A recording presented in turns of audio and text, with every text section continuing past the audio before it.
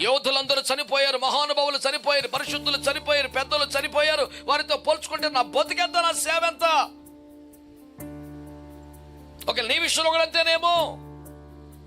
మీ అమ్మ చేసిన ప్రార్థన చేయలేకపోతున్నావేమో, మీ నాన్న అంత నిష్టగాను ఉండలేకపోతున్నావు భక్తిలో.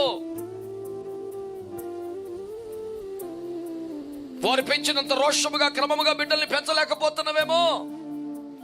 కానీ దేవుని వాక్యం చెబుతుంది, విను, ఆ యోధులకు ప్రతిగా కుమారులు పుట్టారంట. దేవునికి స్తోత్రం కలుగునుగా. తొలితరము సేవ, పరిశుద్ధులైన సేవ, విశ్వాస యోధులు, సిలువ యోధులు, ప్రార్థనా యోధులు, దేవుని కొరకు పోరాడని యోధులు, అలాంటి వారిని కోల్పోయిన మాట నిజం. అది ఎంతో దుఃఖకరం. అయితే బాధపడొద్దు. కొత్తగా ప్రభు మాట్లాడుతున్నాడు, ఆ యోధులకు ప్రతిగా మిమ్మల్ని పుట్టించుకున్నాను నేను. దేవునికి స్తోత్రం చెప్పండి గట్టిగా. మనం అరణ్యమందు పుట్టిన వారం అంటే విశ్వాస ప్రయాణంలో పుట్టిన వారం. ప్రభు నమ్మిన తర్వాత పుట్టిన వాళ్ళం, ఈ భక్తిలోకి వచ్చినాక పుట్టిన వాళ్ళం, ఈ లైన్లోకి వచ్చాక పుట్టిన వాళ్ళం.